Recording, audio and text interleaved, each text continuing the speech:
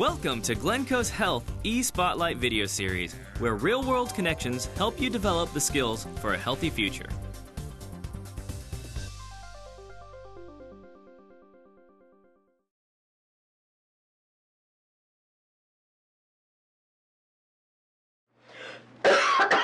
Flu fact number 1. A terrible cold is not the flu, even if you're coughing, sweating, and feeling utterly miserable like Sheila Moriarty. You don't have the flu, that it's probably just an upper respiratory bronchial infection. The flu, short for influenza, is a specific virus, and the only surefire way to know if you have it is by testing for it.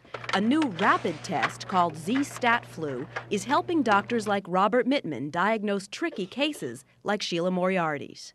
Were you surprised that the test came back negative? Absolutely. I mean, Sheila had classic signs of influenza. The test, which is 99% accurate, is vitally important in helping doctors deal with flu fact number 2. You can't treat the flu with antibiotics. Why? The flu is a virus, and antibiotics are for bacterial infections. My head feels like it's going to explode. It's so tight. So when Carol Shia's flu test came back positive, her doctor knew with certainty that antibiotics would be a waste of time and money. And why do so many people get the flu in winter? Must be because of the weather, right? But that is flu fact number 3. Cold weather, getting a chill, or being outside without a coat and hat will not make you sick.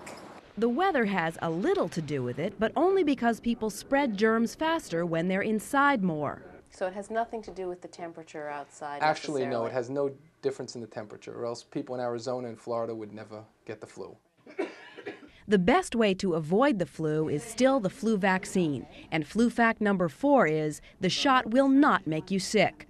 Finally, the bad news. There are 3 strains of flu out there. Flu fact number 5, suffering through one of them won't make you immune to the others. Flu season lasts until the end of March.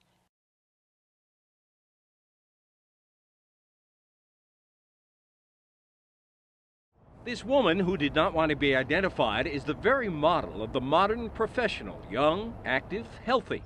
That's why she wasn't overly concerned last fall when she started feeling sluggish, feverish, thought it was the flu. Then I noticed something on my hip that just seemed like a bite. What she really had was a MRSA infection. MRSA used to be confined to hospitals and clinics, but now it's showing up in high school and college locker rooms, in the NFL, almost anywhere people are likely to contact bacteria. The Centers for Disease Control report MRSA kills nearly 19,000 people a year and causes serious infections in more than 90,000. Most often, MRSA appears as a skin infection, a pimple, or a boil, or the bite this woman thought she had. It was a constant pain. It never went away. You may have heard the expression, "We have met the enemy and he is us." Public health officials say that applies here to all of us who demand antibiotics at the first sign of illness. Germs have learned to outwit antibiotics, breeding superbugs. Anybody's susceptible to it right now. Dr. Ronald Primus treated the woman. He has seen the results of over-reliance on antibiotics. He even sees unintended consequences in the use of something like antibacterial soap. The body is covered and colonized with a lot of different bacteria. If you go ahead and you eradicate those, you now leave yourself open to more aggressive organisms that can be invasive. The woman is not sure how she contracted MRSA, but her brush with it left this impression. It's becoming a lot more common, and people are learning more about it as well, which is probably a better thing. It's also a warning for some 3 million Americans health officials say could become infected with MRSA.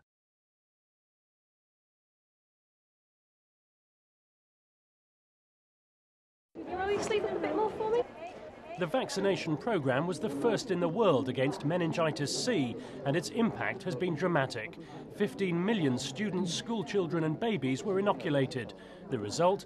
Cases of the fatal brain disease have fallen by 3/4, and among children most at risk by 90%, almost wiping out the disease.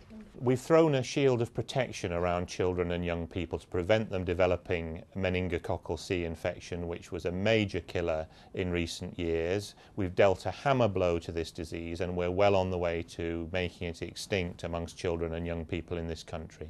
Fears of dangerous side effects from the vaccine have been disproved, and now there are plans to extend vaccination to some groups of high-risk adults. The Department of Health is worried people may become complacent, while the more common strain, meningitis B, is still on the increase. Though less deadly, it can still be fatal, and with no immediate prospect of a vaccine for the B strain, parents and doctors are being urged to remain vigilant.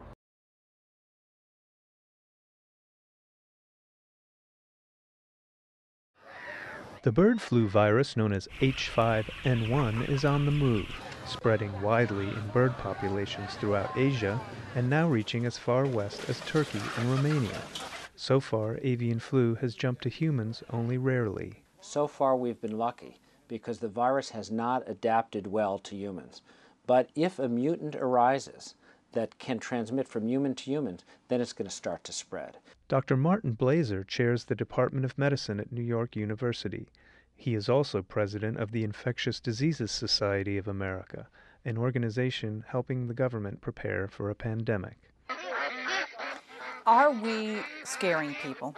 I don't think we're scaring people at all. This is a really important problem, and it's a little like insurance.